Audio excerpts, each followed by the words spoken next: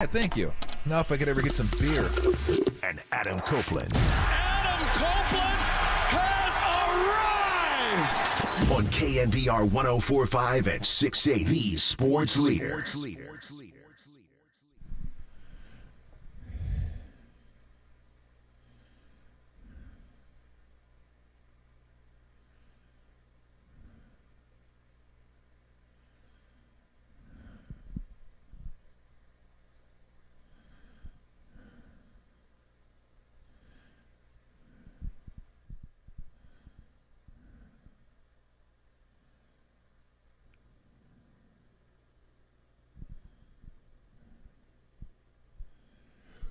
What is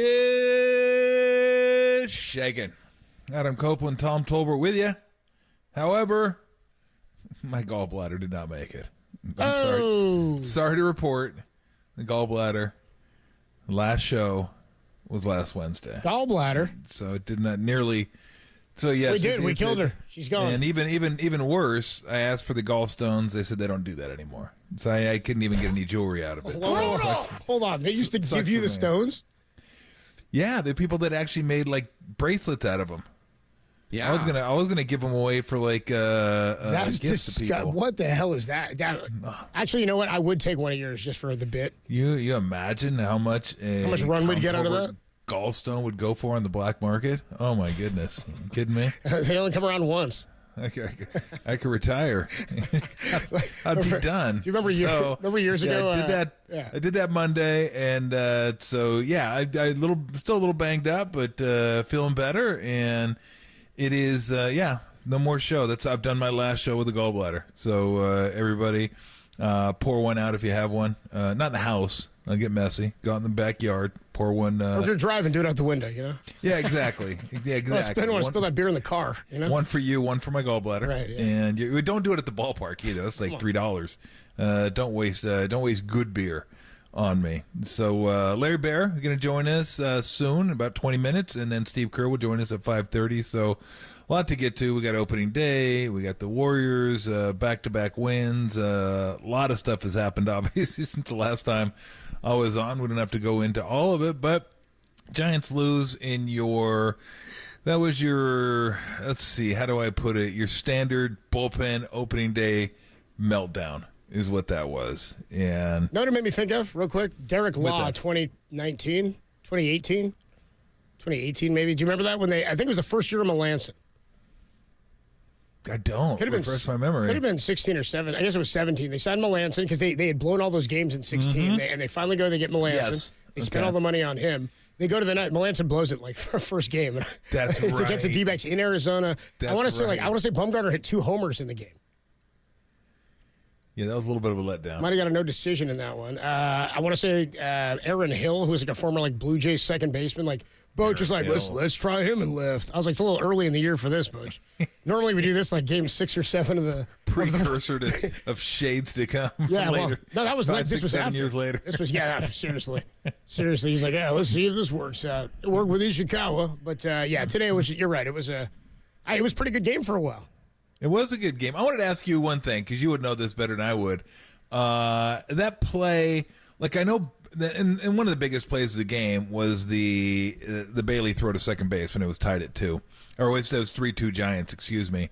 It was a bad throw. I mean, I understand that, but it hit the grass.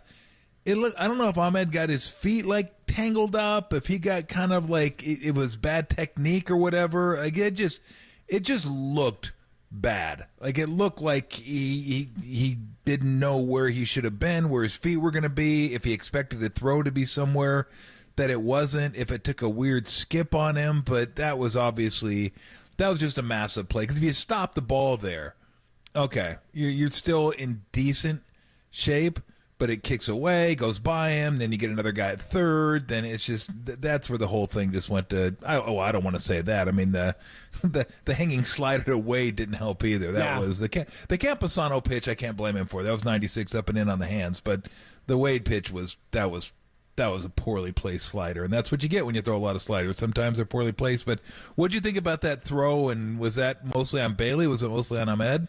I mean, it's tough. On a throw in the dirt down there, you want to make a more accurate throw. You know, Bailey's normally going to make a more accurate one. On a ball like that that's low, it's just a tough spot. I don't know how far off the thing to me that I always wonder for an infielder or for anybody who's about to catch a ball is you have to make the decision about whether or not it's going to be an in-between hop or you're going to try to catch it on the fly. And if it's going to be an in-between, you've got to gauge how far out it's in between, right? So they teach first basemen not to lean or stretch forward until the ball gets to you. Because if you stretch, you have nowhere else to go, right? If you stretch out. So I don't know if, like, Ahmed just thought I need to try to get behind it and got tangled up or misjudged it.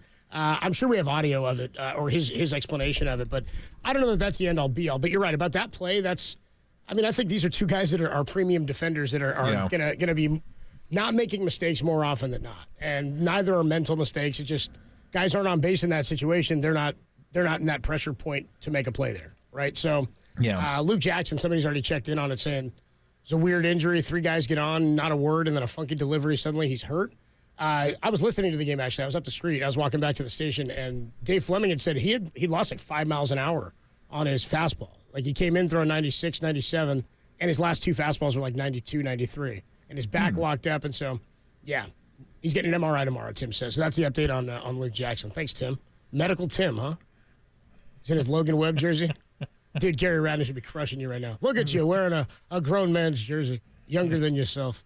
The bullpen, though, I mean, I'm intrigued by the bullpen, and I actually think it's more of a question mark on those in-between innings, on those wedge innings. My question is that a Luke Jackson spot there? I'm already questioning decisions. You see this? I'm like, what's Melvin thinking there with Luke Jackson? Opening day. Ryan Walker was the other guy. Was you kidding me? Gabe wouldn't have done that. No way, dude. Gabe would have used like 9 guys. We'd have been out of this thing. We'd still be playing. No, I wonder if and that's maybe something that they're going to work out role wise. We got to see how Bob Melvin likes to use pitchers. But Camilo Doval, obviously at the back end. You've got both Rogers, lefty and a righty. You've got what's his name? Ryan Walker, who came in today after Luke Jackson with guys on base and gave some up. But there's some question marks always in the bullpen. I think that's every team in baseball. I don't think you can have a baseball team and be like, I know my pen. Yeah, I know. And if you think you do, you don't. No, you don't. Trust me. There have been multiple times that I have said, whether it was the Giants, the Angels, or others, like watching the first month and go, hey, at least the bullpen looks pretty good. And then like a month later, you're like, this bullpen sucks. Bullpen sucks. It's terrible. I mean, the bullpens, that's why I tell people, especially Giant fans, for that 5-year run where they won their 3 World Series, like, that does not happen. I mean, you don't get bullpens called the core 4. Like, it just, because they don't last long enough. Either they're not good enough or they move on somewhere else. It does not happen that way, where you know what you have for years. You just don't. You barely know what you have for a year, let alone multiple years. So when you get that, that's one thing I've learned is and I've stopped saying it. And sometimes I want to say it, like if a bullpen pitch is good for like I say, a month. I remember watching the Angels last year. I go, hey, at least the bullpen looks pretty good. And then a month later, I was like, this bullpen sucks. What was I thinking about? It's a terrible bullpen. Like, that's I'm sure just about every single fan base. Every team hates their own bullpen. Every team hates their pen or thinks their throughout pen. the year. You might think at least the okay. pen's good. Right. Oh, the pen sucks. God, our bullpen sucks. I mean, those are just the facts. So to have a stable bullpen, like if you could find one and ride it out for even a year, consider yourself very, very fortunate. If it happens for multiple years, it almost unheard of. That's why that Giants run, we talk about Posey and Belt and Lincecum and I can go on and on, Bumgarner. But the bullpen was so stable, so trustworthy that they didn't have to make a bunch of changes. And you just do not get that. So as far as I'm concerned with the Giants bullpen, it's like every other bullpen. Wait and see. You just see what you have. It looks good. Like they look like there's some good pieces right there, and they look like they're going to have some flexibility in that bullpen, some righty lefties, some good matchup. But who the hell knows? It's a bullpen. Yeah, I mean, even the core 4 was not the core 4 on opening day 2010, right? No, I mean, Javi Lopez wasn't here. I want to say Casilla might have been. He was around, but remember before that they had other guys too that were big. Moda was a key part of that in 2010. Yep. Guillermo Mota. Who was another one? Ramon Ramirez was a guy they had for a while who was solid that season and ended up going to the Mets. Go ahead, Tim. You want to throw me a Chris Ray or something, Tim? Have at it. What'd you think of Jung Hoo Lee? He got his first knock in the big league. He, by the way, struck out on 3 pitches to start the game.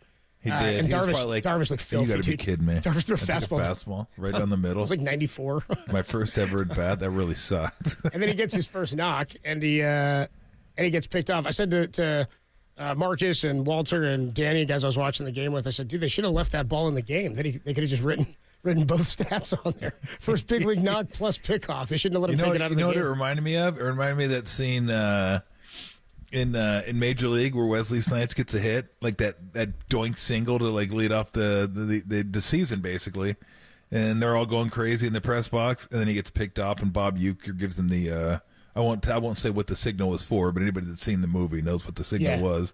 That's what that reminded me of. It's like, oh, sweet hit. Oh, got picked off. No, but I mean, I don't know if I could say I like him or not based on one game, but he looks like a baller. I don't know what it is about looks cool, him. man. Like he does. He just like looks like a guy who's going to get hits. I don't know what it is about him. I don't know if it's the hair, the eye black, just the way he wears his uniform, his batting stance, whatever. He looks like a guy who's going to be a baller. He might not be, but he looks the part. So, the one thing that jumped out at me more so than anything was it looks like a lineup.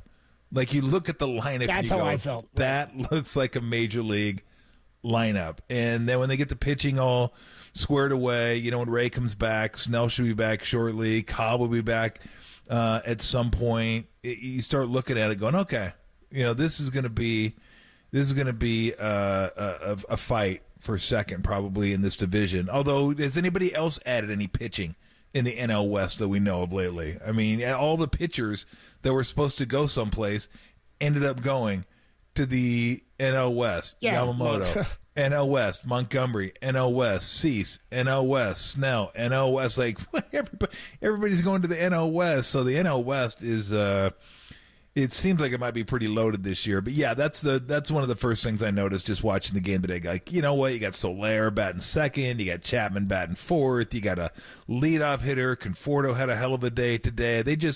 It looks like a major league like lineup. Like, okay, you could do some work with this. Tolbert and Copes with you streaming, twitch.tv/thesportsleader, YouTube, KNBR.com, and the KNBR app. Logan Webb gets Matt Cain yet again, right? I mean, he pitched pretty well. I mean, he did allow some runs, but he was pitching a shutout for some time. Tim, if you want to talk, you in your Logan Webb jersey, you do it on the air. I was going to say he escaped a few times, too. Yes. Nice. Good take. Robert in Scotts Valley. Hot take, Tim. Robert in Scotts Valley. Robert, you're on the Sports Leader. Love to see it. Thoughts on the game? I hope you had some better thoughts than our 408 texter who just says Giants pitching. No bueno, Tom. What do you got, Rob? Well, here's my take. I think the new rule had something to play with that. I think he came in super shallow, worried about blocking the bag, and that's why he kind of short-hopped himself. Possibly. I was just curious because it didn't look right? It looked kind of funky, like his feet kind of got tied up, and the short hop kind of got him on that one. And I think at the last minute, he was just trying to knock it down somehow, like any way he could stay in front of it, and he couldn't quite stay in front of it. But yeah, that was just that was a rough play. That was a rough play. But I got to tell you, to be honest with you guys, I would play money to watch that game, win or lose. That was a great game. Appreciate the call, Rob. Thanks so much, man. Well, you could have. It was on the got to understand. It sounds like you're all talk, Rob. Could have made that happen.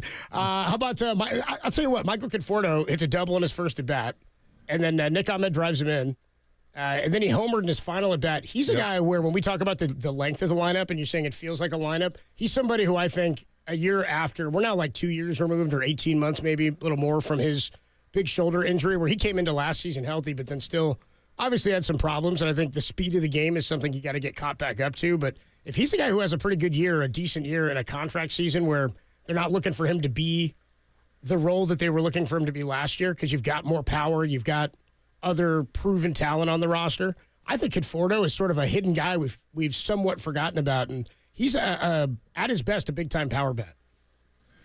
Yeah. He can go 30 doubles, 25 homers for you. Yeah, I mean, you got guys in the lineup now that you look at and say these are legit 20-plus home run guys. I mean, he is one of them. Chapman is one of them. Soler is another one. I don't know if Yastrzemski will get the at-bats, but he's a guy that could get you 20 home runs. I mean, they do have guys that have some pop throughout the lineup. So, no, again, it does. It looks like a lineup that, and look, it's not going to be the Yankees or the Astros or one. It's not that, but coupled with the pitching that I think they're going to have this year, especially if you can and this is what I've been thinking, if they can just hold it together, like, and be, above 500, put themselves in a position to grab a wild card spot when Ray gets back. I mean, there's just not. I don't care. Dodgers. I don't. Arizona. San Diego's got a good rotation too. You're just not gonna find, Webb, Snell, Ray, Cobb, and then if Harrison ends up becoming what they hope Harrison could become, I mean, that's a nails rotation. I mean, that is a really good rotation. You'd have a hard time finding one that's as good as that one or markedly better than that one. And that's fine because you don't need an offense that's going to go out there and get you 6.5, 7 runs. You need an offense going to get you 4.5 runs. And I think this lineup can do that. I don't think this lineup I could miss my mark on this one, but I don't think this lineup's going to be a lineup that's scuffling to get 3. They're going to be getting, 4, 4.5, 5. And with the pitching they have, that should be enough. 808 KNBR 415-808-5627. Tolbert and Copes with you on a Thursday afternoon. Opening day, Giants fall to the Padres 6-4. Bullpen did not get it done after they entered with the lead there after Logan Webb pitched a pretty good game. You get a home run for Michael Conforto. Jung-Hoo Lee gets his first big league knock, and then he gets picked off immediately after he gets on first base. Out to the Golden State Lumber and Building Materials text line. We'll catch up with Larry Baer, Giants CEO, at 4:50 here, and then Steve Kerr at 5:30. 808 KNBR, the number to check in on text and phone. 707 says, well, Tom, Shinjo looked like a hitter. Shinjo just looked cool. He just had I don't know if he looked like a hitter. He just looked like a guy. He looked like a center fielder. Because he had the wristband. Yeah. The wristbands were pretty sweet. The dusty bands, I like them too. But I don't know when he was I don't know, like when he was at the dish, he looked like a guy that was going to get a hit. And look, I'm sure Jung-Hoo Lee's stats coming from Korea have something to do with it. I already know that he was a really good hitter with a career OPS of almost 900 in Korea, and I know what he did. I didn't see him, but I know what he did in spring training. So obviously that colors it a little bit as well. But I mean, again, I could be dead wrong on that. I'm just telling you my feelings when I looked at him. I go, that guy looks like a hitter. That guy just looks like a guy that's going to get hits this year. I told you again. Good hair too. Oh, Shinjo or Jung-Hoo Lee? No, Jung-Hoo Lee. Shinjo had pretty good hair, I think. Also, by the way, I remember one time, dude, it was like 2008 or 9, and you were on a rant on the show here about the Giants just getting the wrong guys. And you were like, Aaron Rowan gets away with looking like a ball player. I was like, this is a quote my buddy, and I still say it to each other. Like, remember when Tom said Aaron Rowan? I was like, dude, he looked sick until he stepped in the box. You're like, are you really going to bat like that? You really going to do that when you hit? 808 KNBR. Brett is in Walnut. It looked like he was sitting on a corn cob. And the weird thing is, he won a World Series with the White Sox. I was like, I don't think he used to bat like that. I got to remember. That's weird. Got a big contract. He got a lot of mileage out of running his face into the center field in Philly. Yeah, we advertise it here. I was like, it didn't even happen here. It wasn't even planned for us. A lot of mileage out of that. Brett's in Walnut Creek. Brett, Giants fall opening day to the Padres, but some positives. What'd you feel about the game? What were you thinking about the bullpen? Yeah. Well, hey, it's game one, right? It's real fun to do predictions and prognostications and assess the team after a game, and even poo-poo the bullpen. What I really saw was, again, I think you guys said a competitive lineup, but I think what's more exciting is looking forward is how the pitching staff is built, that they're not going to have any losing streaks. It's like they have so many guys that are like, okay, it's win day or it's a stopper day, that the way that they're set up, it's like, if the back of their starting pitching does well, and then you roll, and it's kind of like when the bottom of your lineup does well, and you turn it over to the top and the big boys, you got a hell of a team. And so, I mean, if the back of these guys' pitching staff is, Jordan Hicks and Kyle Harrison, and then you turn it back over to Logan and Blake, and when Cobb gets that and Robbie Ray, I think that's going to be the difference between this year and last. Is Our starters are going to play. We're not going to have the opener. I don't even like to call the word opener. And so that's what I'm looking forward to this year. And I like the fact we got some bats. I don't see Yastrzemski finishing the year. I think that's going to be Luis Matos. Could be, bro. Appreciate the call, man. Not a bad take. Oh, by the way, can I say, hopefully the opener, the term the opener, goes the way of the Wildcat, where the Wildcat was the new thing in the NFL for a few years, and then they just stopped it. And guess what? Nobody uses a stupid Wildcat anymore. Hopefully no one will use a stupid opener, and they'll stop using it. And then like 5 years from now, we'll look back and go, hey, remember that dumb thing that they did? They thought they were like really cute using the opener, and then they just realized they weren't that cute, and they stopped doing it. I'm hoping it's very similar to the Wildcat. It's kind of like you never hear a team that's in World Series contention be like, we're going bullpen by committee. You're like, because everybody knows if you're like resigned to bullpen by committee, you have nobody who can close, and you're not really like, then we got to go get somebody. Like, you're like, we might have somebody step in for a minute, but if you're like, we're going to try committee, I'm like, they've been playing this game like 150 years. No one never works. No it one never says, works, dude. You know what? We have a really good starter, but we like the opener better. I like the opener more. Yeah, we like the opener. We think we're more competitive. What do you with want, the opener. Verlander or? Nobody says that. Yeah. What, Verlander or Ryan Stanek, Tom? No, Verlander's going to pitch. No. He's just coming in the second. So maybe, or the We third. don't want him going through the lineup 3 times. Never forget the Dodgers used an opener against the Giants in that Game 5. I was so pissed. So pissed. They came with an opener. But, dude, the worst is when the opener comes back for a second inning. He went like 1 1/3. I was like, get out. Come on. What are we doing? Tolbert and Copes with you. We'll catch up with Larry Baer momentarily here, but just because the Giants played an opening day game, they did lose today, but doesn't mean we're not giving away tickets to the Aftershock Festival. I know your mom's been trying to get them all week, Tom. That's because Slipknot, Slayer, right. Iron Maiden, Motley Crue, Panic in the Pit, says Tim, Judas Priest, and a whole slew of others, including Flogging Molly, Five Finger Death Punch. You can win those tickets to go out to the festival, the Aftershock Festival, October 10th to the 13th at Discovery Park in Sacramento. When you tune in all week long between 2 and 6, we'll give you the cue to call. Be caller 10 to the studio at 415-896-KNBR. And the tickets are yours. Furnished by Danny Wimmer Presents. Get the rules at KNBR.com. Tickets are on sale. AftershockFestival.com. Tim, what's the cue to call? You'll take my life, but I'll take yours too. You fire musket, but I'll run you through. So when you're waiting for the next attack, you better stand, there's no turning back. It's crazy Slipknot can sing that clearly through the masks. You hear that cue to call, give us a call. 415-896-KNBR. 415-896-KNBR. When you hear that between now and 6, and the tickets to Aftershock are yours. Giants fall on opening day to the San Diego Padres 6-4 in Bob Melvin's opener. But a lot to talk about. We'll do so with Giants CEO Larry Baer. Joins us next on the Sports Leader.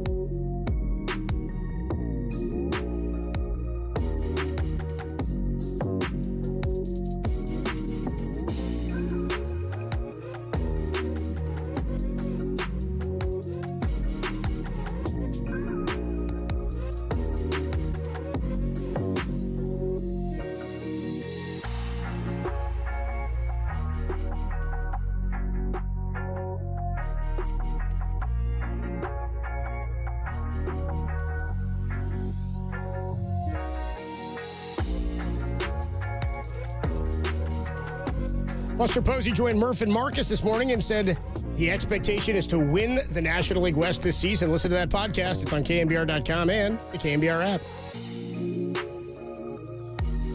Hey, what's going on, everybody? Adam Copeland here. My good friend Steve Moskowitz hanging out on the line, and I'm glad he is because it is tax season. And we got questions. Steve, if people have any concerns about any level of tax issue, can you handle all sorts of stuff? Absolutely, all types of things. Like your regular tax return is due next month, April 15th, or delinquent tax returns going back for years, or not being able to pay your taxes, or if I can use an ugly word on your air, audits, federal and state. And it's not just income tax audits, there's sales tax audits, payroll tax audits. Another thing is giving advice. A lot of times people are thinking about doing transactions, but the way you do them is very important. If you do it one way, it's taxable. If you do it another way, it's not. And anything in tax and associate areas like estate planning, which, depending on what you do, you may be able to save incredible amounts of income tax doing the right things on your estate plan. The bottom line is, anything tax, give our firm a call for our free attorney-client privilege. That's why he's the tax man. Give him a call for all your tax questions and needs. 1-888-TAX-STEAL. He's Steve Moskowitz at MoskowitzLLP.com.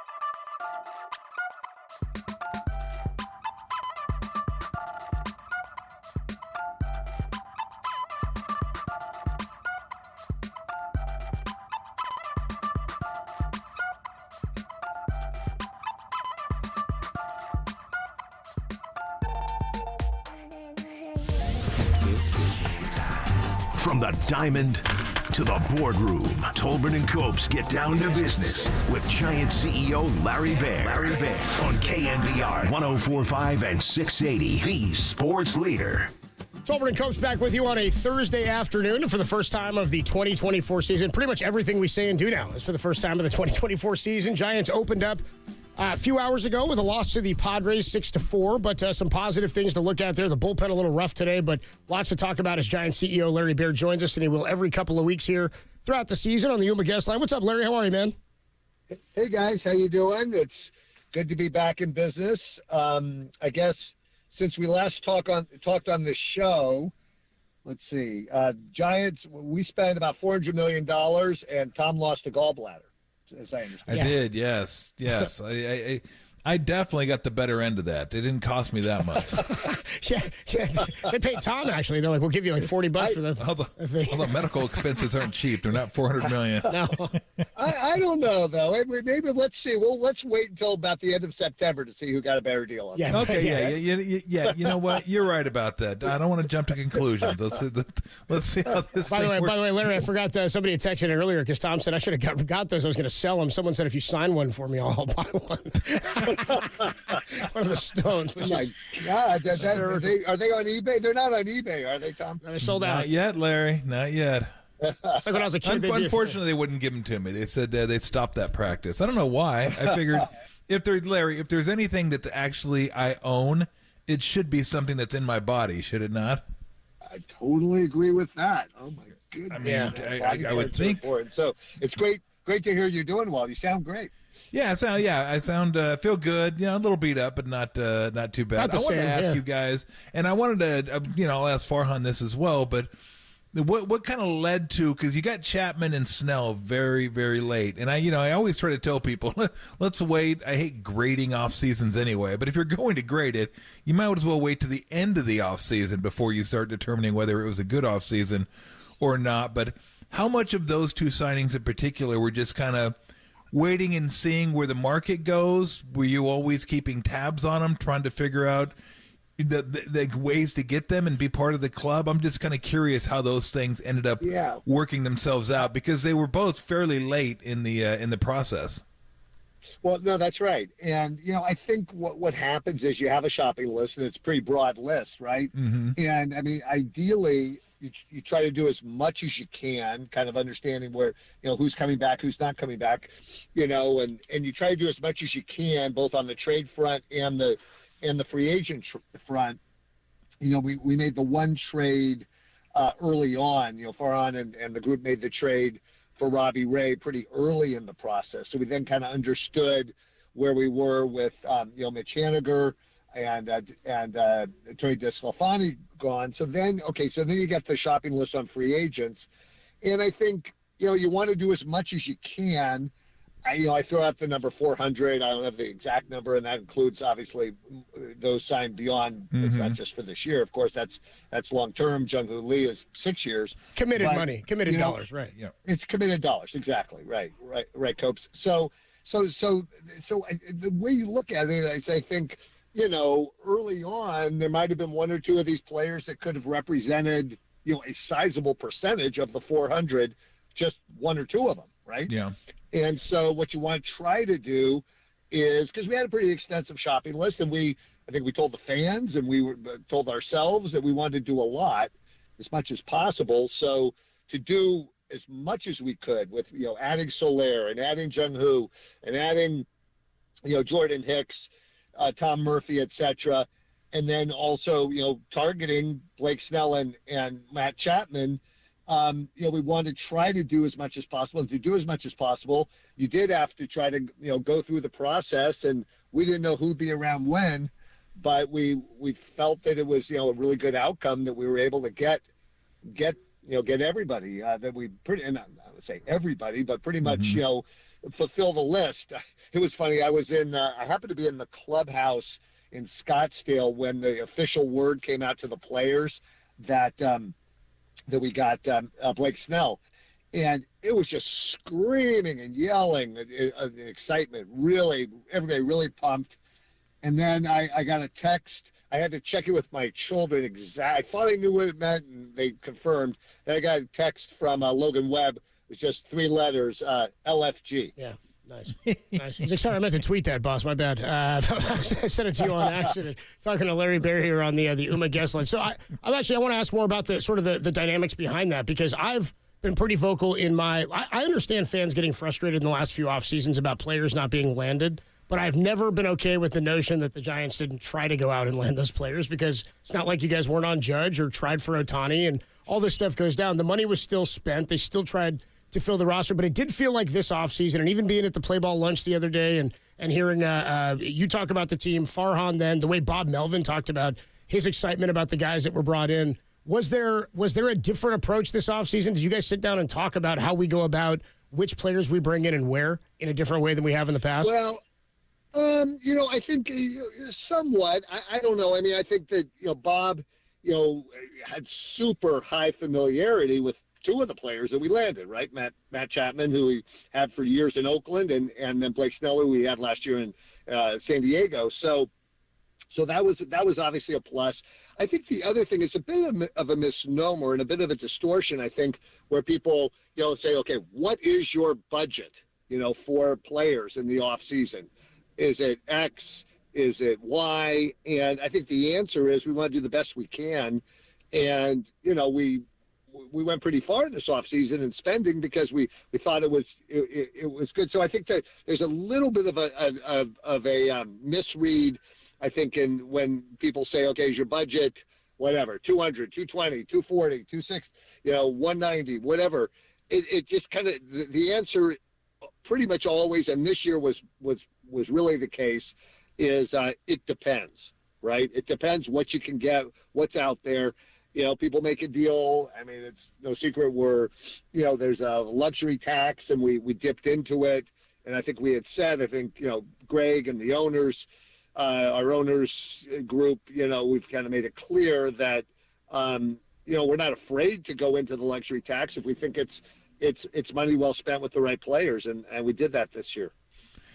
How much of the charge this offseason by the ownership group and Farhan was, look, we got to get better. We get better, more people come to the ballpark, but we got to put out a entertaining product. I think, and I don't know, I'll speak for myself, Larry, when you're winning, it's fine, but I'd about had it with the openers and the conga line platoons that came in the fourth and fifth inning. It's just, you never could grasp onto something. And when you're winning 107 games and everybody's pitching it in, that's great. But when you're not, it becomes a lot less. It became a lot less compelling for me. I'm wondering if you guys felt that and felt like if we get better, it's going to be more entertaining. I think by definition, but also it's got to be a more entertaining product out there where the same guys are running out every single day. We're not having relievers start back-to-back games. I think it was that was a big consideration, Tom, in this sense that, look, you absolutely want to win. And you got to kind of make that paramount.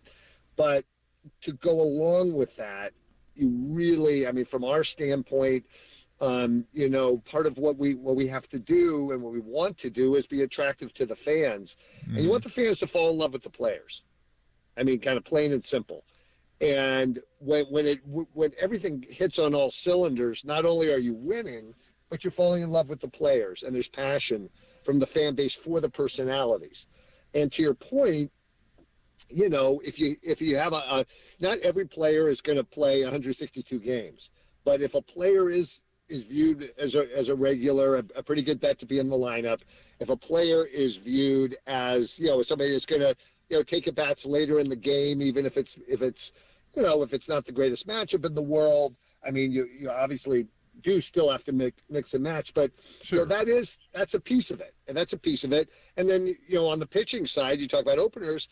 I mean, I think we all fall in love with players, and Webby is a good example of that. And we think we've got guys like Alex Cobb and Robbie Ray and Blake and others that are that are dependably starting games, and hopefully can go as deep as possible in the games, and that gives you a rooting interest. So the perfect outcome is both of those can occur, and I think you try to do it. It's not always going to work best, but that was a consideration in the off season.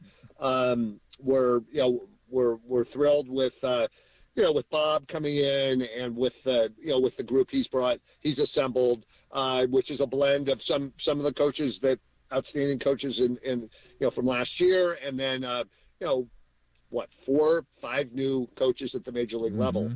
Matt Williams, Pat Burrell, Brian Price, etc. Talking to Larry Baer, Giants CEO, here on the UMA guest line. Opening day across baseball. I know they had the Seoul series about a week ago in Korea. Padres and the Dodgers, but everybody else just about opening up today. When we were at the luncheon the other day, you were talking about, and I want to hear what some of the other upgrades are around the park, because this happens every year. But I just wanted you to is there anything you'd like fans to know about what the PA situation will be? I know we've had different voices, and there's been some stuff written about what will be the sort of rotation of voices to this point. But we got the home opener next Friday. What should fans expect across the board coming back to the yard? Sure. So just on the improvements, we have, and this is all going to hit, at opening day. In fact, opening day is a day, right? And hopefully we're working on the mayor declaring it a city holiday, so people don't have to, call in with doctor's appointments and dental appointments, etc. But we won't have the lighting. We have a major new lighting system that is, not just, better lighting, but lighting that's going to be pretty cool, spotlights and some things. So it won't be on opening day, and we're going to phase it in through the year. But so that'll be pretty cool. We have a brand new sound system. We have some new areas, premium areas, if you're up and around suites and the clubs. We have new food. In terms of the PA, I'm going to say, we've said this before. We love Renelle. She's truly a beautiful person, and 24 great years with her. And we've dedicated the booth. It's the Renelle Brooks Moon public address booth in the ballpark. We're going to have various people. I mean, it's like almost impossible shoes to fill. It's like in 2008, who's running out to left field to play with Barry Bonds retiring, or Barry Bonds no longer there. So, we're going to have. It was Fred Lewis, by the way. That's who it was. It was Fred Lewis. It was Fred. I had to say it. I was like, I got to say it. So he's going to say it. I have to. Fred was a terrific player. Hit for the cycle on Mother's Day in Colorado with the pink bat, dude. I was hyped on that. Well, didn't he have a 5 for 5? I think he had 5 hits in the game. I want to say he did. I also want to say, if you look at his career, I think he stopped playing after he's 27, 28, or 29, and he didn't have just one of those guys with a pretty decent final year, and then just wasn't picked up. He was around. Yeah. No, it's tough. I mean, it's a. So anyway, there'll be several people. We haven't hired a replacement, and probably won't for a while. I'm just curious. I wanted to ask you about the not really the Ohtani negotiations, but have you ever been part of a negotiation where a player says, or his representative says, "Okay, that's enough bidding. You guys have all bid the same thing. Now he's going to decide where he wants to go." It seems to me like an agent's always going to try to go back and forth and see if he can get a concession here, a concession there. But I guess $700 million was the number. But is that abnormal? Does that happen more than I think, or does it never happen? It was strange. It was definitely. I think it was strange. I think it was a one-off for sure. And I was looking today. There was a quote from one of my colleagues at the Dodgers, Stan Kasten, who's CEO of the Dodgers, who said you got to think about that player differently, Ohtani differently, and that he's he's a global brand, and he sort of transcends. So it was one of those things where I don't know the exact number, but he was making a ton of money in endorsements before negotiating the contract. So I mean, how many times has that happened in free agent negotiation where a guy is globally? We're not talking about a shoe deal in the United States, although he has one, but we're talking about multiple deals around the world. So you're coming in with that, I think, is a separator from pretty much everybody else we've negotiated with. And then so it was different, and we totally understand.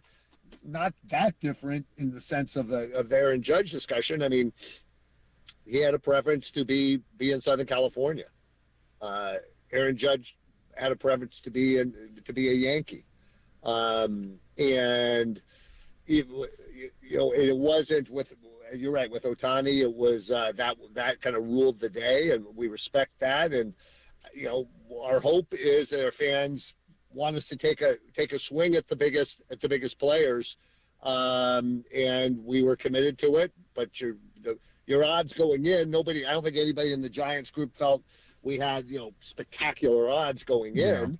It's just it's the way it played out. But we wanted to come up to bat and take a shot. You got to take your shots. You got to shoot your shot. Well, as they say, it takes two to tango. Yeah, as they say, you can't make somebody go to your. I was going Bernie. That's what I was going. You got to shoot your shots. And I don't think and this, one thing I'll say, and it's been said before by a bunch of folks, is that San Francisco, and I'm biased. I'm involved in a bunch of civic groups here and everything, and we've talked about this before, but San Francisco per se versus other cities. I don't think that was the decider. It's had influence on some, for sure, but potentially maybe. But I do think that now San Francisco, by the fact we've signed, what was it, like 7-8 guys that didn't really have any association with San Francisco that are now part of us. I guess Matt Chapman did, having lived here in the area. I don't think that was a deterrent at all. Yeah. The only thing, and I wondered this, and I don't know if you could shed any light on it, but the only thing, and I'd never heard anybody talk about this, is the weather. San Francisco in the Bay Area is probably one of the cooler areas that houses a major league ballpark in the summer. It's in the high 60s, low 70s, maybe even mid 60s, where a lot of the ballparks, it's 95. It can get really hot. It's in the high 80s. Even San Diego and LA are probably upper 70s. And baseball being played in the summer, where a lot of kids grow up playing, they play in these warm weather climates, whether it's Southern Cal, Texas, Florida, all that. And I'm wondering if a lot of them like warmer weather, and that's something I have no idea about. I just kind of threw it out there a few months ago and wondered and obviously you can't change the weather patterns here, so that's just, it is what it is. But I wonder if some players, why not, Tom? Why can't we?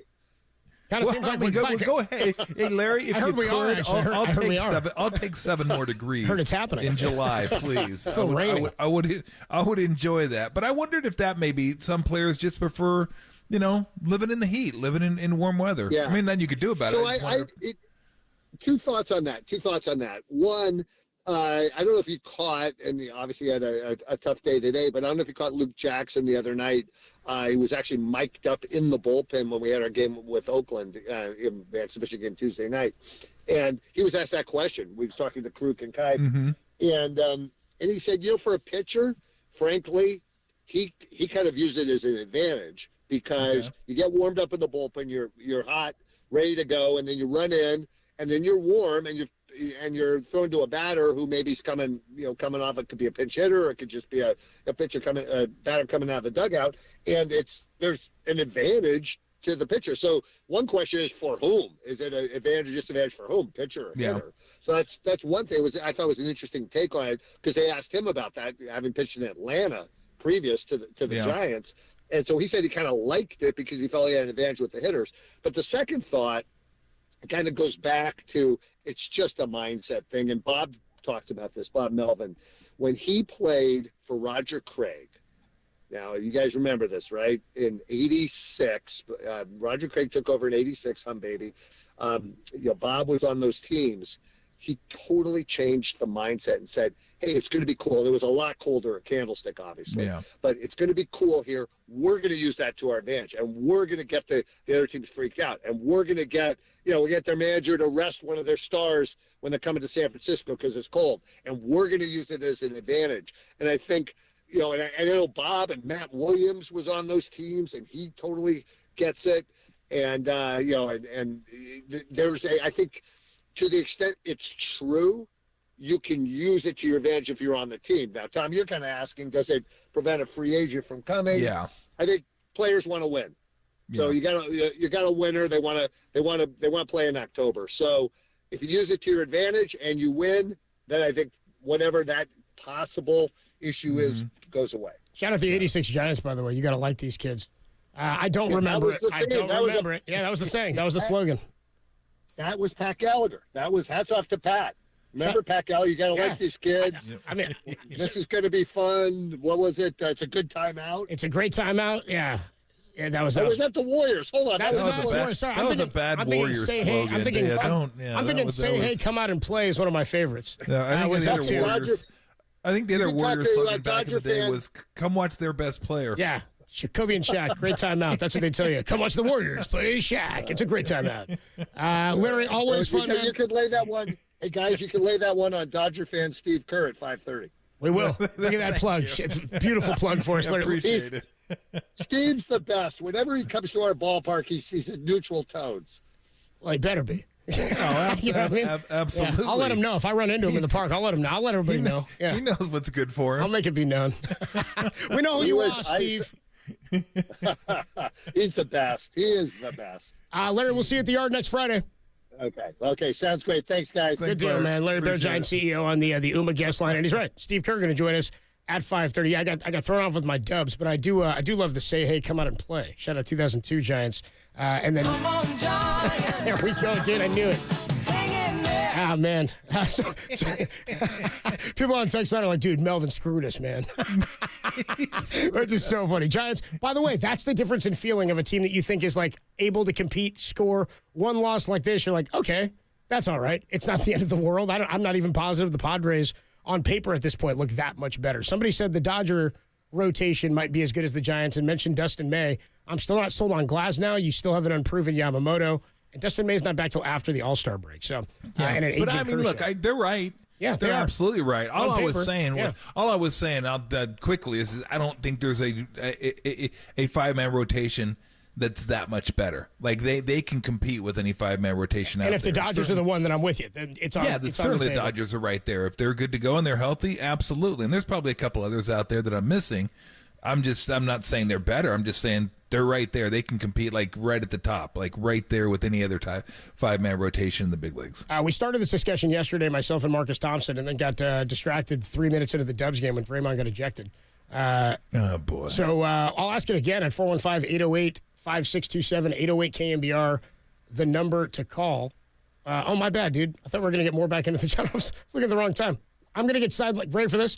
I got sidelined or sidetracked again by the Draymond topic. I was going back to Giants. Derek's like, no, dude, we're doing Draymond It happens. Here. Look, at 5:15 says on my sheet, Warriors win, but Draymond ejected. Number one, who cares? Ignore everything I said before Warriors win, but Draymond ejected. Now we start the show. Tom, Draymond got ejected last night, 3 minutes into the game. It was only his second earliest ejection in a game this season. We'll talk about it next before Steve Kerr joins us at 5:30 on The Sports Leader. The NBA brought him to the Bay. Richmond, shout out to you for supporting KNBR, Richmond's sports leader.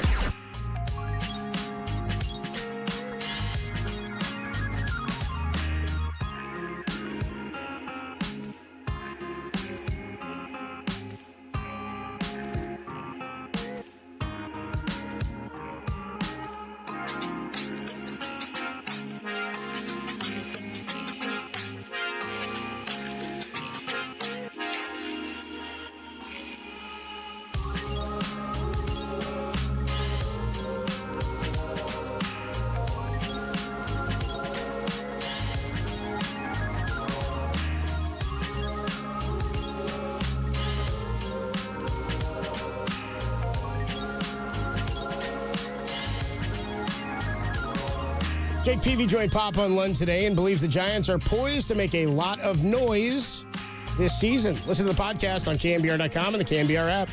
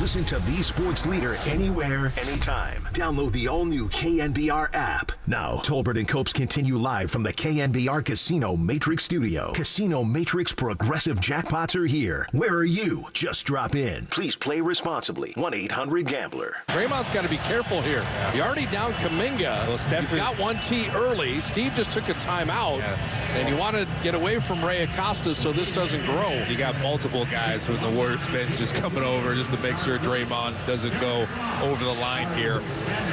Got to watch out. He's letting them hear it. The officials are kind of letting him speak and say his piece. He got another tag. AJ's gone. He just got ejected. With 8:24 remaining in the first, That's a huge blow in this type of game against this team. Steph for 3. Got it! Of course. Put him to sleep. Night, the closer. Tolbert and Copes is sponsored by Xfinity. Go to KNBR.com/contest to compare your bracket to mine for the KNBR $1 Million Bracket Challenge, presented by Xfinity. At home or on the go, you'll get the fastest internet to all your devices. Tolbert and Copes with you Thursday evening here as the Giants lose opening day 6-4. Warriors get a win last night. I don't know who the hell the Warriors are. I can't make anything of the Warriors. I had no idea whatsoever. Draymond gets tossed 3 minutes in. By the way, he had 3 boards. Pretty good rate. Good rebound rate for Draymond. Best rebound rate in the game for Draymond. If you're a rate guy, Draymond had a nice night. Warriors get the win last night. Steph did not have a good game and then pulled it out for him at the end. I mean, to me, Marcus was here with me. He gets ejected. We start talking about it, and I was like, it's incredible that that's the second fastest ejection for Draymond this year, inside of 4 minutes. But at this time of the year, to me, it's like you can't take anything away from Draymond. I know that's the whole thing is he's got to be him to be successful, but also you need him on the floor to be successful. And if he's not on the floor, it can hurt you. Now, it's not as big of a debate because they won. Had they lost that game and the way they were spinning a little bit after the Miami game, with Charlotte coming up, it's like, that's when you need him out there. And you're asking a lot more of Steph. You're just putting a lot more on Steph's shoulders on a back-to-back, and there's already way too much there. Well, I mean, let's start with the good first. They won back-to-back road games on a back-to-back and held both opponents to under, I think, 95 points. I want to say one was 93, one was 92. So, I mean, hell of a defensive performance in both games. And I realized they were playing a very, very shorthanded Heat team. Although it seems like the Heat sometimes play better when they are shorthanded. For whatever reason, that's just how the Heat roll. But they did a fantastic job defensively against them, fantastic job defensively against the Magic. I thought Trayce Jackson-Davis was fantastic against the Magic. Wiggins was big. He came up big in that game. Had the ball in his hands a lot. You'll hear Steve talk about that.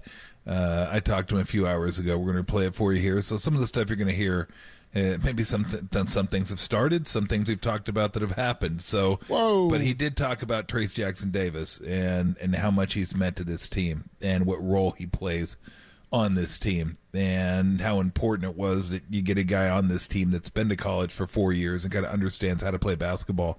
He talked about Wiggins and why he had the ball in his hands a little bit more last night and made the most of it. But that was a gut check game because Steph did not shoot the ball well in that game at all.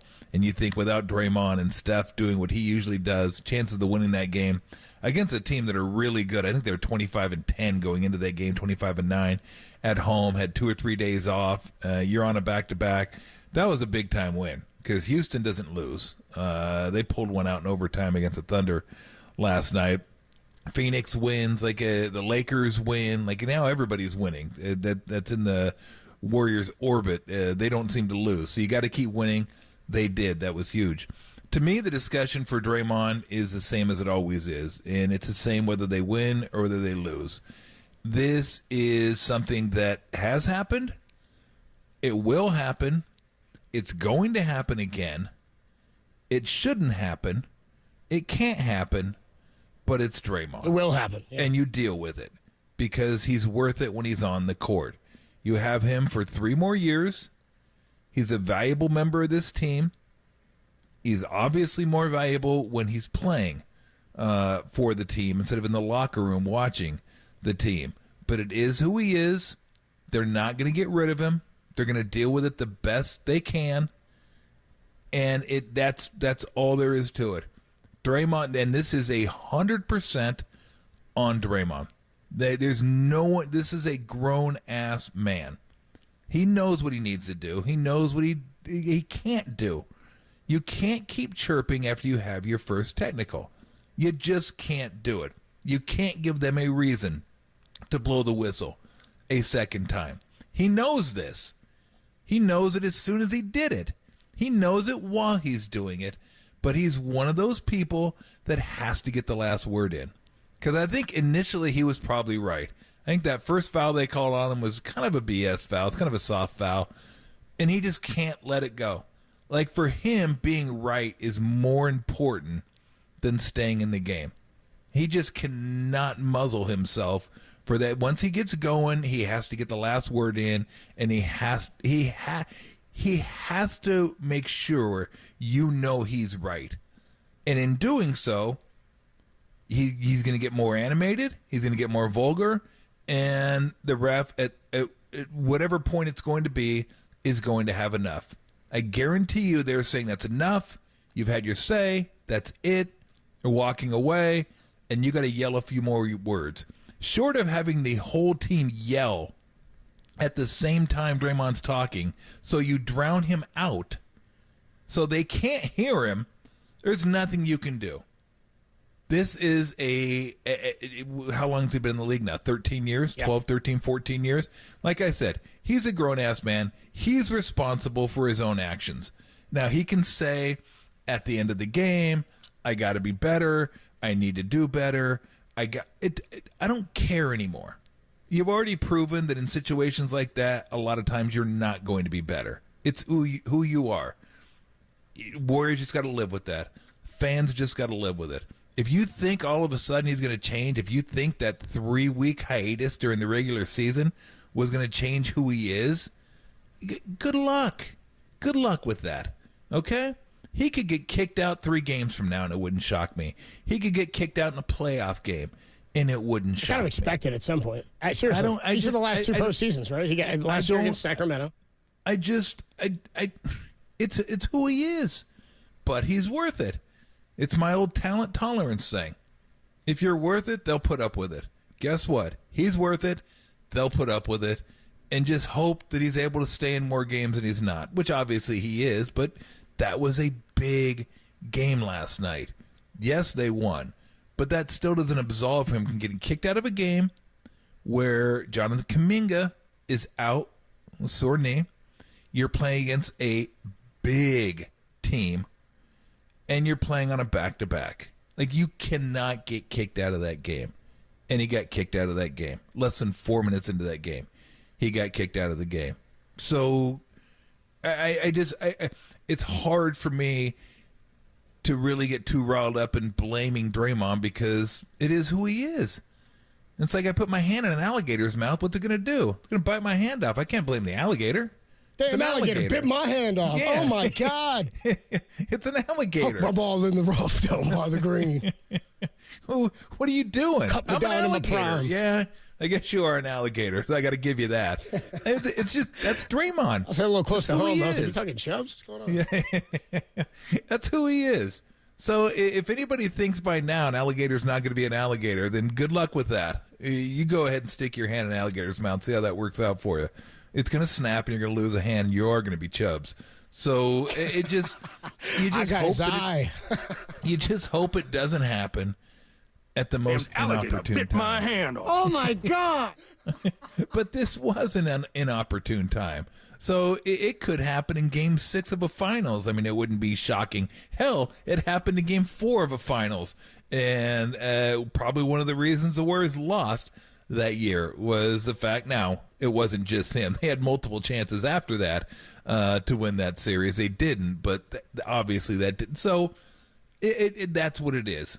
He's not going to learn. You deal with it, and he's worth it.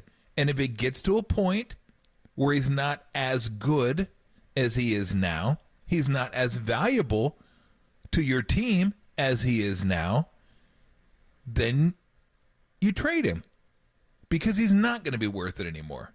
You're to put up with the bad where he's not as good as a player. You're going to get to a point where the scales go the other way. And you're going to say to yourself, well, this just isn't worth it anymore. This isn't worth it. But right now it is worth it. So you put up with it and you deal with it. And he got bailed out by his team last night. That was a hell of a win last night. That was probably one of their better wins of the year last night. Not only they needed it, but the way they did it, where they didn't have their offense. They didn't have unlimited firepower to go out there and score 128 and beat them. They won with defense. They won with grit last night. They won with fight last night. They won with competitive nature last night. So that was big time. I mean, is it going to be enough? I don't know. For what would be my response? Like to maybe get into a play-in game? Maybe. I mean, Lakers are playing some really good basketball right now. In their schedule, look at their schedule. Schedule ain't that tough for them the rest of the LeBron can rest a little bit, right? Yeah, and then, you get to a play-in game. If you're the 10th seed or the 9th seed, that means you got to win 2 games for the right to face maybe OKC, maybe Denver. I mean, it's just that's where they are right now, and that's what I've been saying all year. This is like the natural life cycle of a dynasty. It just, when you want to keep players, it usually doesn't end all that well. And everybody thinks they have a chance, and part of me does too, just because of who they are, what they've accomplished, and Steph. I mean, you feel like, okay, you get them. I think they can win this 7-game series. I think they could probably beat them. I still kind of feel that way because it's hard to get rid of the 4 championships and what they've accomplished. But this isn't that team anymore, and a lot of those players are older now. So, you got to keep grinding because Houston's closing on you. Got a massive 3-game stretch. You got to get Charlotte. You got to get San Antonio. And then you go Dallas, Houston, Dallas. That's going to be the season pretty much right there. Those 3 games are going to be massive games. Houston's schedule will stiffen up a little bit. But again, that was a tough game last night. I know Shea didn't play, but neither did Şengün. Then they won that game in overtime. So we'll see where it leads. But as far as Draymond, just enjoy him when he's playing and try not to get too frustrated by him when he does something like that because, again, alligator. What they need is they needed Chubbs like years ago to talk to Draymond. You acted like a damn fool, Happy. We're going to catch up with Steve Kerr. Tom had a conversation with Steve after the Warriors win back-to-back games on the road in Florida. The Florida 2-step, they get it done in Miami and then in Orlando, a shorthanded Miami, which is usually the scariest Miami to play. It really is. I know, it's really right? Weird. That's a Spoelstra type thing. You get Charlotte on Friday night, tomorrow night, off day, and then, as you said, San Antonio, Dallas, San Antonio. We'll be out at Harmonic Brewing on Tuesday for the Dallas game for the makeup as the Warriors come on home for one day. When we come back, the head coach of the Golden State Warriors, Steve Kerr, joins us for his weekly conversation. That's next, only here on the Sports League. Oh, my God. Yeah.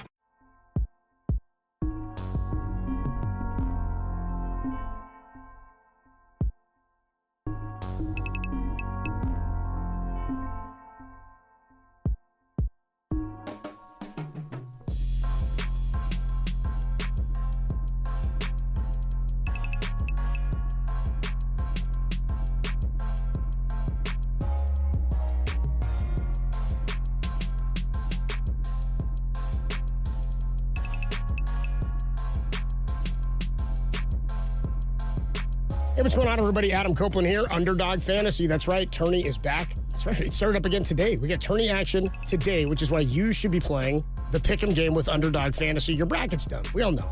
Stop faking yourself. Stop lying to your radio right now while I'm talking to you. I'm talking to you right there at the 238 interchange. Going 880 to 580. Yeah, I'm sure there's one of you right there listening whose bracket is busted. You need to download the Underdog Fantasy app. Sign up right now for the Pick'em game. It's a fantasy game, but you can win real money while you're watching the tournament games tonight, tomorrow, Saturday, Sunday, all weekend long. You can make up to 100 times your money in a single game. You're probably now cruising back towards San Leandro if you've made it off at 238. That same caller. It wasn't even a caller. I just made him up. Anyway, that's the guy or the lady who's downloading Underdog Fantasy. When you do, use promo code KNBR at sign up. They'll match your first deposit up to $100. That's right. Between $10 and $100, they'll match it. Plus, they give you a special pick with the Pick'em entry. Your first one that you make. The Pick'em entry is where you pick between 2 and 5 player stats. You put them together. You select higher or lower on the stats. If they all hit, you can win up to 100 times your money in a single night. Totally legal in California. Endless projections to choose from, but you got to download the Underdog Fantasy app. Sign up with KNBR, the promo code KNBR. They'll match that deposit, $10 up to $100, plus the special pick. Must be 18 or older. Present in a state where Underdog Fantasy operates. Terms apply. Concerned with your play, call 1-800-GAMBLER or visit www.ncpgambling.org.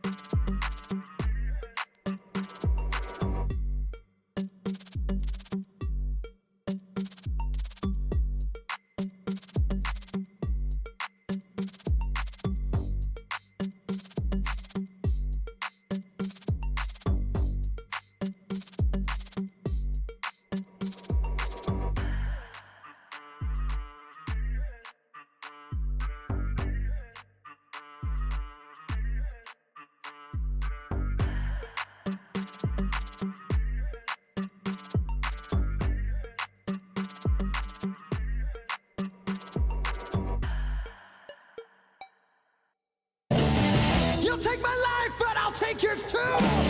You fire musket, but I'll run you through. So when you're waiting for the next attack, you better stand, there's no turning back. KNBR presents The Steve Kerr Show with his former teammate Tom Tolbert, along with Adam Copeland. It's Tolbert, Copes, and Kerr on the Sports Leader. It is that time of the week. What time is it? Actually, it's not game time. It's not game time, which is why we're talking to the head coach of the Golden State Warriors, Stephen Douglas Kerr. Steve, how are you? Happy opening day. Happy opening day. Yeah. I'm excited. I know you are. I think you might be my only friend who likes baseball. Well, I did like it until the Angels walked the leadoff hitter and gave up 2 in the bottom of the first, and we're out to an 11-1 bludgeoning as we speak. So it's just it was. I particularly enjoyed your text that you sent me today of you and your dog Lulu watching the Angels game in the background, and you added the text. Lulu wanted to watch the only meaningful Angel game of the year with me.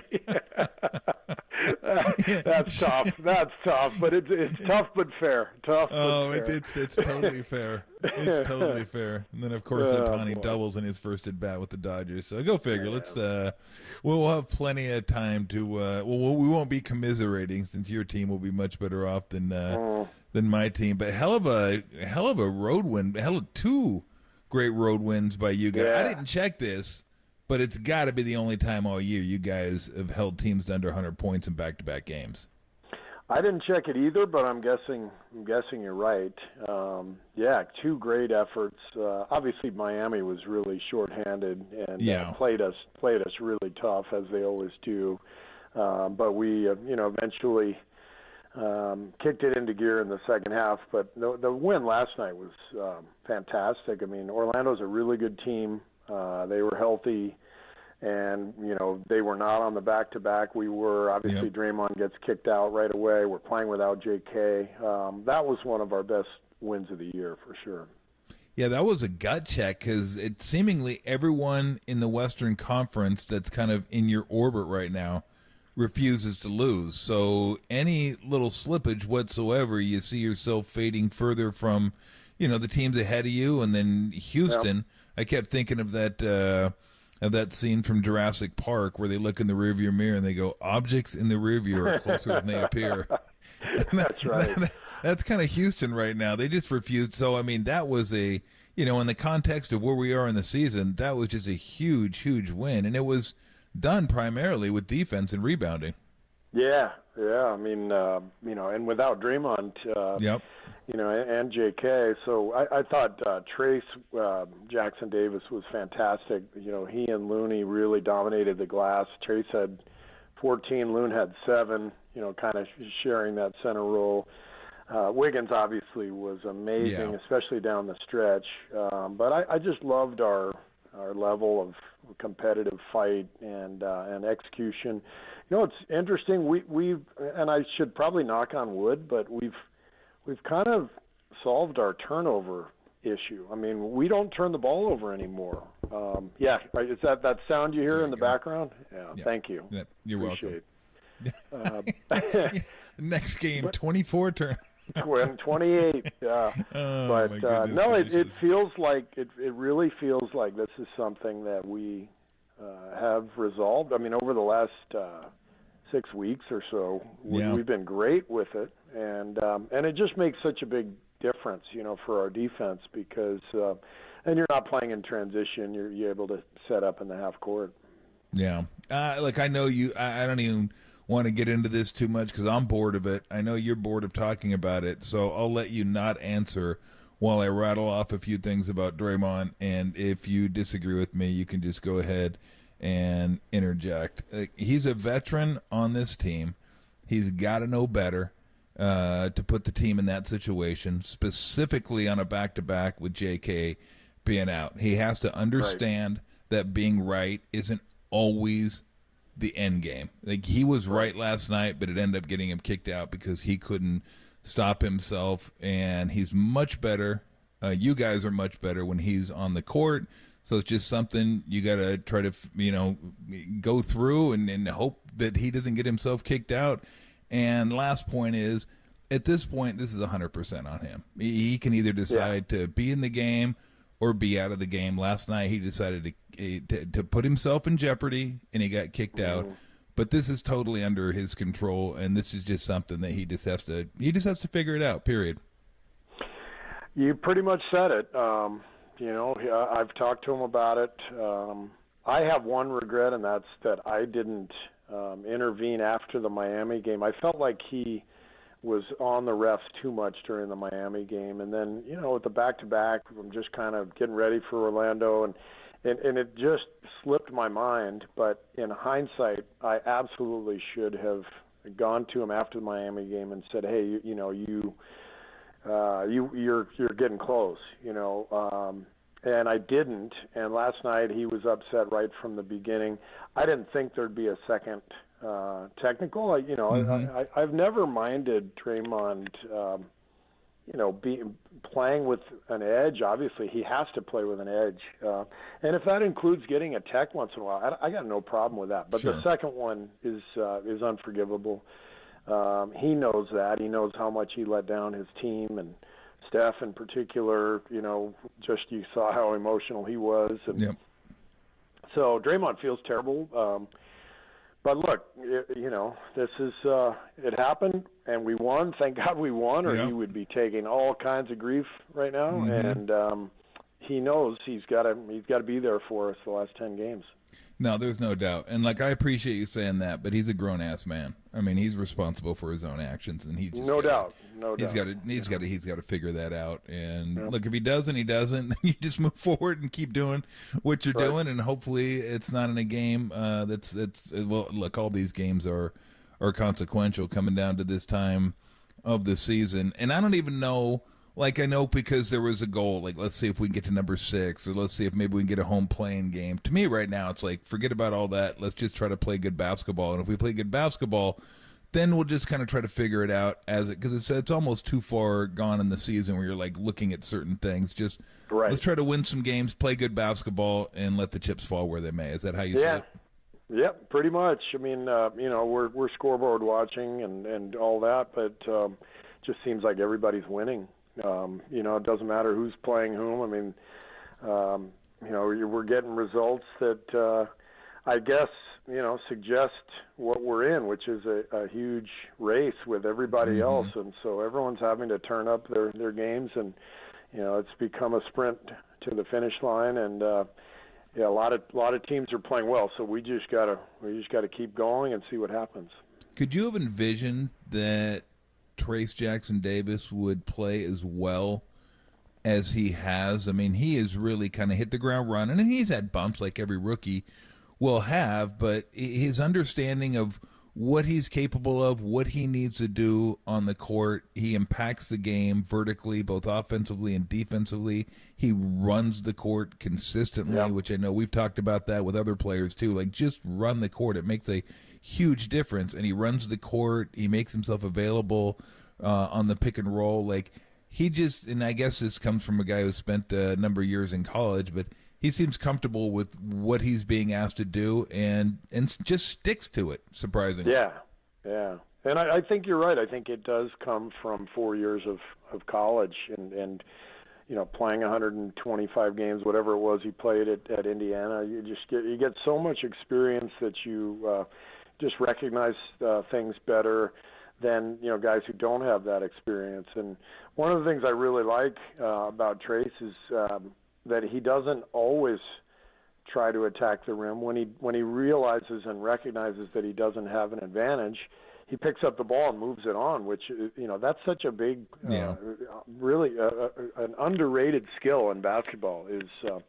recognizing the situation, and if you don't have anything, just passing the ball to someone. And he routinely during games, he'll have a couple openings and he'll dunk it and he'll get to the rim, and the next one, the opening isn't quite there and he picks it up, he moves it, and we get a three on the weak side. And this guy knows how to play basketball. It's really exciting.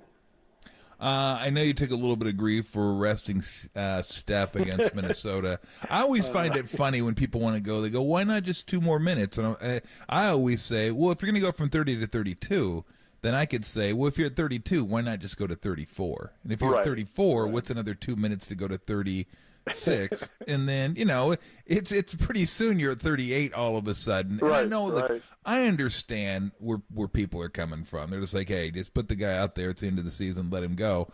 I don't think they understand the repercussions of what that could mean for the rest of the road trip, upcoming games.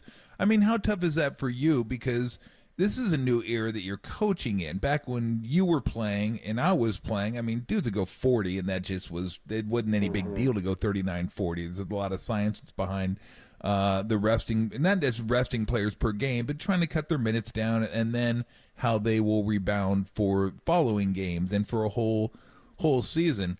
Is it tough for you even sometimes to say, okay, we're going to try to get to that 30, 31 mark and be good with it? Or do you ever go back to the 80s and early 90s when you're playing going, what's an extra 6-7 minutes? No, I think, first of all, every player is different. And it's I know Steph, better than anybody. I mean, I literally coach him every second of every game. So I make these decisions based on, managing his minutes to help him be the best version of himself. And, I'm not always going to be right, but it's funny. He played 29 minutes and 51 seconds, and I had no idea this was going to be this big issue, and all of a sudden it blows up. It's on all the national shows. I'm like, are we really that concerned with it? But I told Raymond, it's almost like, if you buy something for $19.95 instead of $20, it just sounds a little cheaper, Yes, it does. I told Raymond, if I had played Steph 30 minutes and 11 seconds instead of 29 minutes and 51 seconds, do you think anybody would have said it? Something about the 29, I think, bothered people.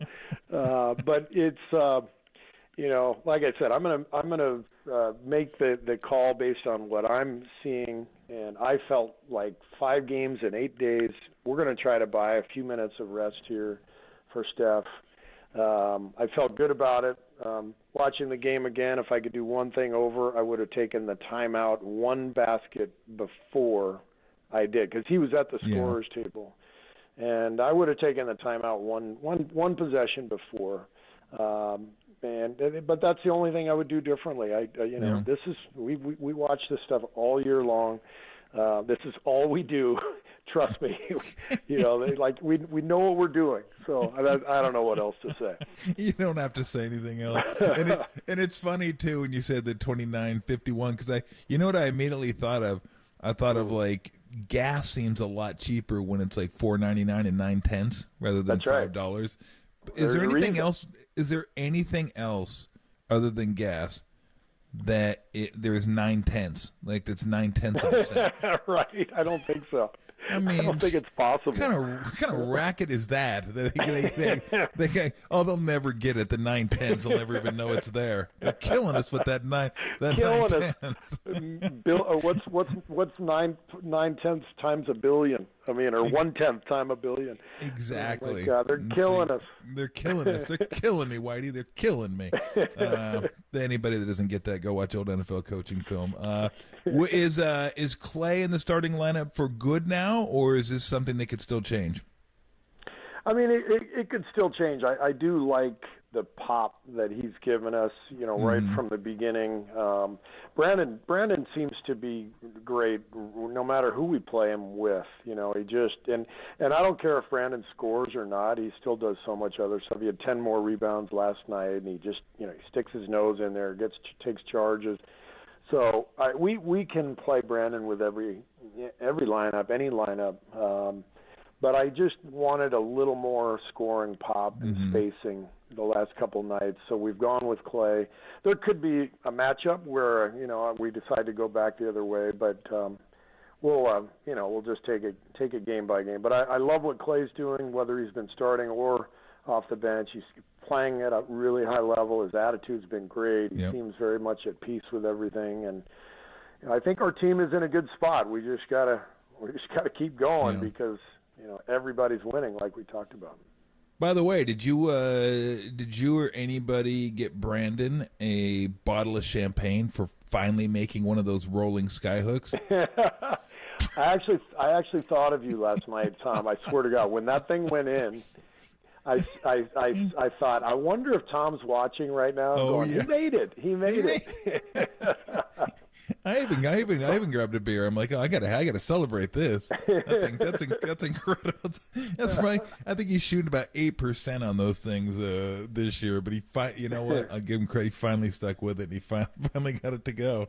Are you enjoying? I am. I'll just throw that out there. I'm enjoying the new brand of basketball. I don't care if the league said it or the league didn't say anything. I just think this feels like real basketball. It doesn't feel like some propped up summer league basketball where you got to score 140 to win. Like you're actually earning buckets. And there are some fouls out there that probably could be called fouls, but I'm okay with them not being called fouls. It's like, hey, not everything. Just because two guys fall down doesn't mean there has to be a foul call. There can be a no call. Let's just play on and keep the game moving. I think over the last few weeks, it's just been a much better brand of basketball. It's way better because they're just not calling any of the BS, and players aren't as able to manipulate the game, and it's just much more competitive. And I still think there's a happy medium that we can get to, probably next season, where we have an off season to really study this stuff and understand what's happening on the floor. But I'm enjoying the games way more. I really am. I just not bailing people out for the BS is such a step in the right direction, and I think the game's been much better. Here's the one thing they're going to have to look at during the offseason is using whether you're right-handed, using your left hand, or you're left-handed, using your right hand as a weapon when you drive to the hoop now. I mean, this has been going on for about probably a year and a half, where guys drive to the hoop and they take their offhand and literally slam it into someone's chest and create space for themselves and go lay up, or even more egregious, or as egregious, I should say, jump shots. They'll ward the guy off and push him off with their left hand, step back and shoot it with their right hand. That's something they really got to take a look at, because it's all about advantage, disadvantage. And when you're using your offhand as a weapon, that is obviously an advantage, no? I'm in total agreement. I think that's something we've gotten away from. It used to be an automatic foul, and I just think, that's part of what I'm talking about in the off season. As a league, figuring out what makes the most sense. We don't want to go back to the days of just street brawls and rock fights. We still want freedom of movement. We want flow. But there's a lot of nuances within that have to be discussed for sure. Talking to the head coach of the Golden State Warriors, Stephen Douglas Kerr. Before I let you go, just the kind of the Wiggins game last night, because he obviously knew Steph was scuffling a little bit. He wasn't making his shots, and he became very aggressive. And we've talked about this for a few years now. It's always fun when he's aggressive. Like, just get aggressive, stay aggressive. And I think he started the game out with a left block, him on the left block, which I think he's really good at that left block. But was that something that you wanted to get him going early? I mean, because sometimes he gets going and he kind of like, you don't notice him for a while. I thought last night he did a really good job of trying to stay like in the moment and stay aggressive. And you guys are much better when he does that. We're much better when he does it. And I think, to be really frank, I mean, that last night without JK and Draymond, that's two guys who have the ball in their hands quite a bit. So I think it just naturally Wiggs ended up with the ball more, but we definitely were trying to put him in more high screening roles and posted him a couple times.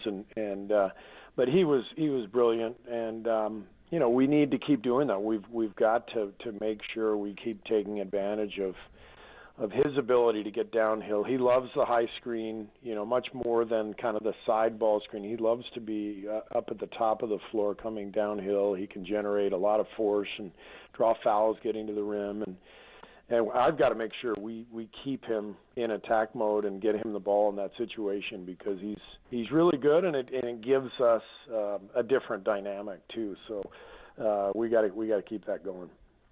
Best of luck on the road trip. I'm assuming today will be spent watching a little baseball for you.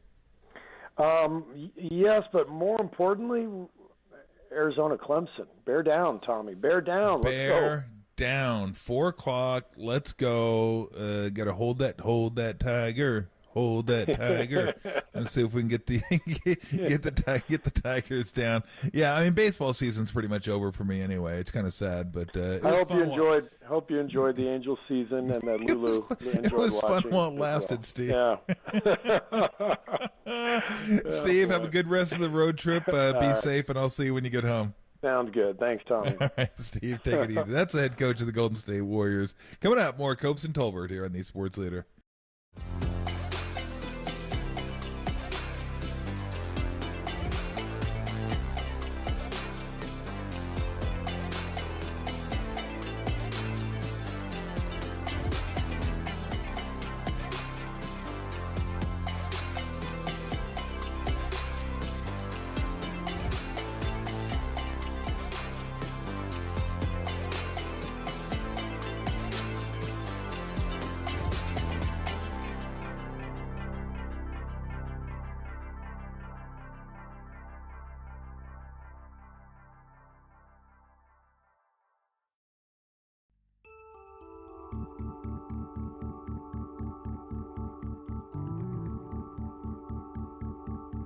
The one and only Chris Mad Dog Russo. That's right. He joined Murph and Marcus this morning and says the Giants should be in the mix come September for a playoff push. Listen to the podcast. It's on KNBR.com and the KNBR app.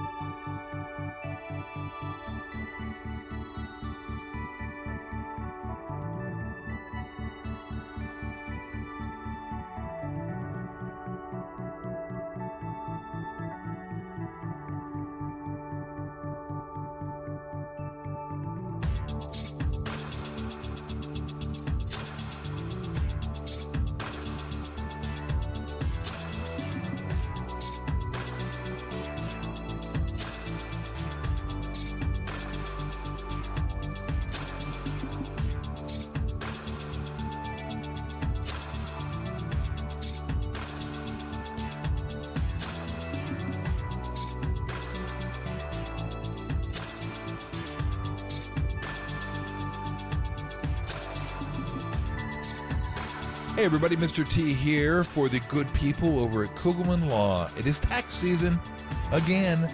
Seems like it's always tax season, but you're going to hear a lot of ads promoting, get your taxes done for free or get them done for cheap look, you're going to get what you pay for. In a lot of instances, I know I don't want Uncle Sammy sniffing around my house. That's why I have a professional do it. That's why I have Alex Kugelman. and his team do it. I know they're going to do it right, and then I'm done with it, and Uncle Sammy and I can go on living the rest of our lives, well, until next tax season. So if you'd like a professional doing yours, someone that does it, and you can trust it's going to be done the right way, why don't you set up a consultation with Alex Kugelman and the Kugelman Law team at sftaxteam.com. Kugelman Law, your tax, crypto, and estate planning attorneys. Alexander Kugelman, Managing Attorney, 21 Tamla Vista Boulevard, Suite 202, Corte Madera, California, 94925. This paid endorsement does not constitute a guarantee or prediction of results.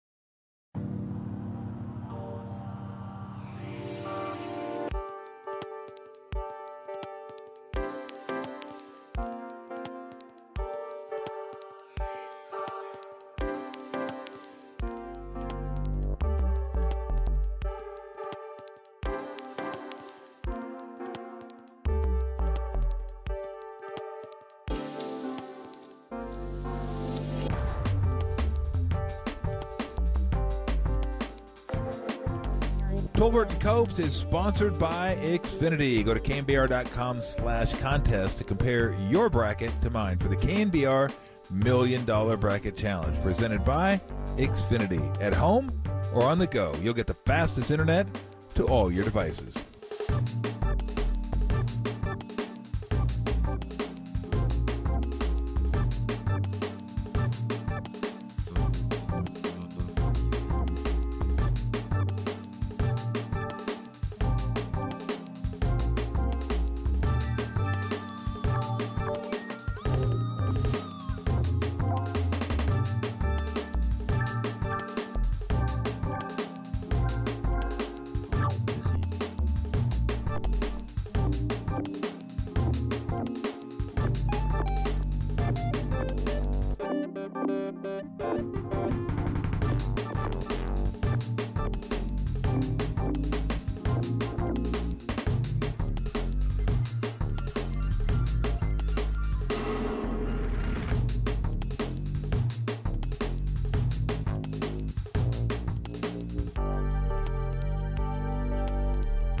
This hour of Tolbert & Copes is sponsored by Golden State. When you succeed, we succeed. Visit us today at goldenstatelumber.com and by Amici's East Coast Pizzeria.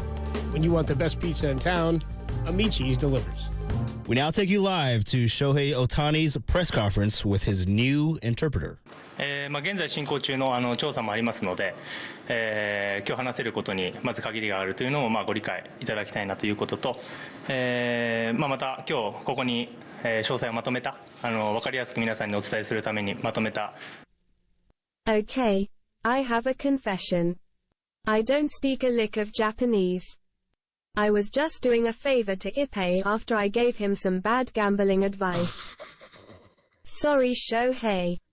I'll see you guys tomorrow. I'm back, boys.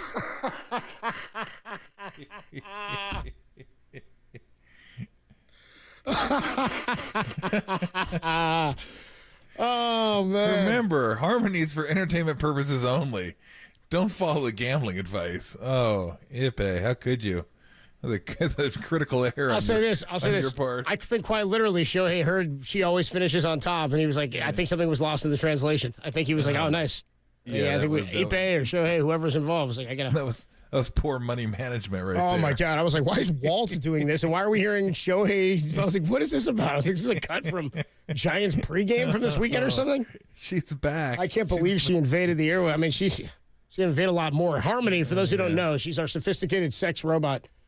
We pay her normally. Well, Derek pays her for other things. We pay her just throughout football season because she's a gambling expert, kind of. Derek. Maybe Eve was fading Harmony. Maybe he bought her advice and then he faded her. Anyway, she joins us normally on football season Fridays to give her what does she give us? Her double banger. 2 college picks, 2 NFL picks. I imagine since she's going to be here tomorrow that we're going to get her Harmony from the hardwood. We'll get some March Madness picks. Right. Nice. Good deal. Harmony's off her back, and she's back for March Madness. Probably a lot of things back there. Yeah. That's what we like. Hands above the table, Derek. That's what we like to see. All right, before you get on out of here, let's welcome in Bill Lasky. He's going to take you right until Was Bill there the entire time, dude? Thanks. So Bill has no idea what's going on. Bill was there, dude. Oh, my God. Entertaining. Thank you, Oh, Thank my you. God. Sure. I had More no phone idea. KNBR right off the bat. Oh, that is hilarious.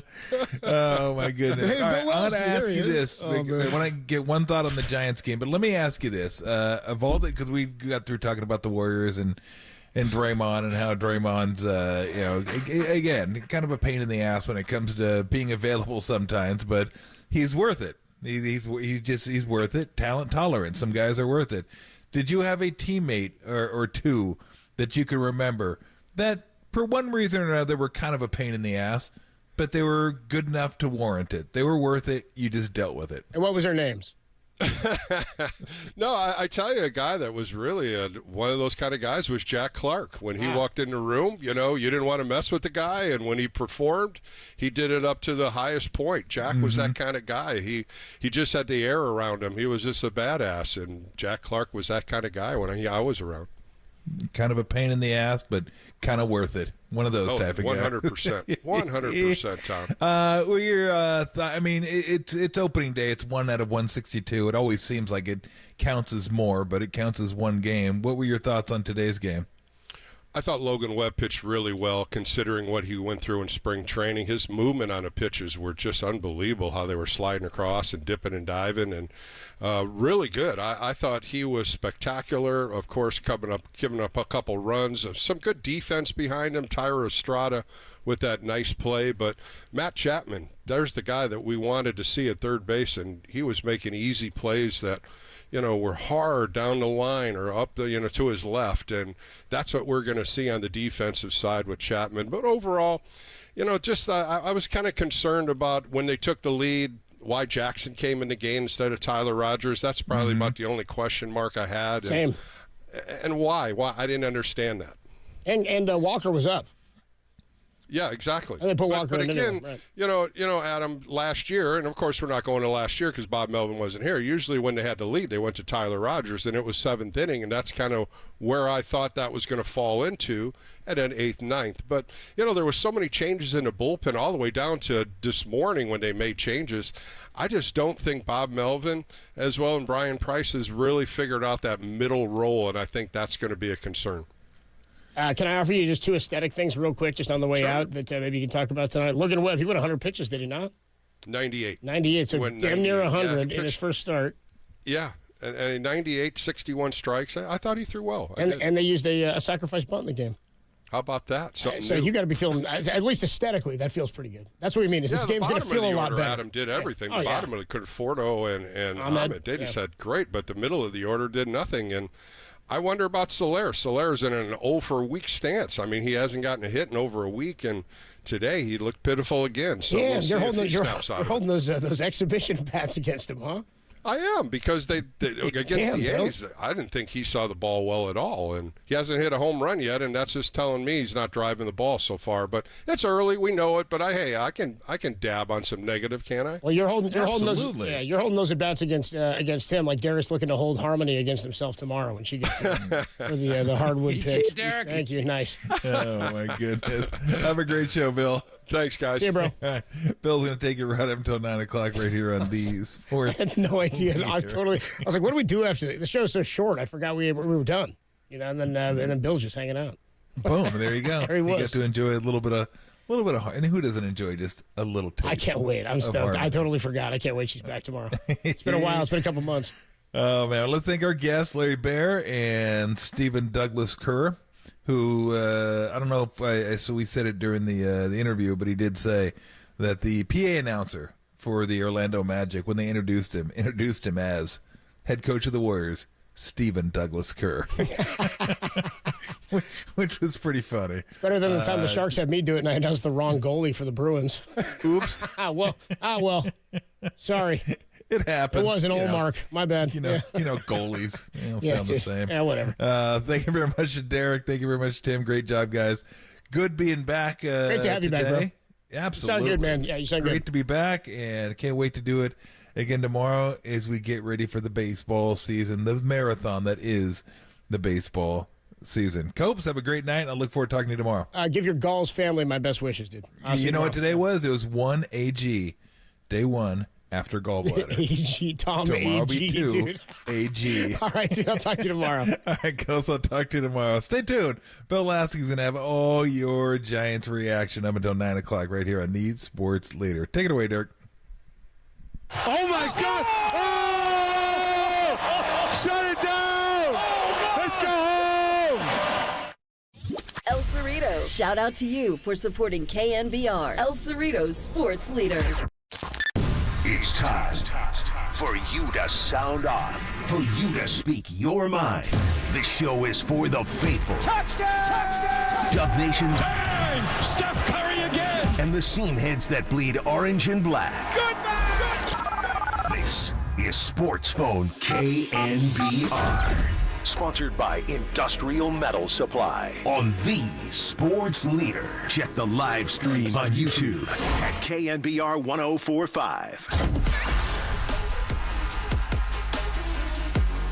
All right, welcome into Sports Phone KNBR with Bill Lasky on opening day of the 2024 San Francisco Giants baseball season. Didn't go the Giants' way as the Padres won 6-4, but so many things happened before the game, a lot of transactions.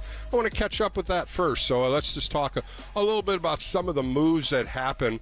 On the 60-day IL, Ethan Small, who had an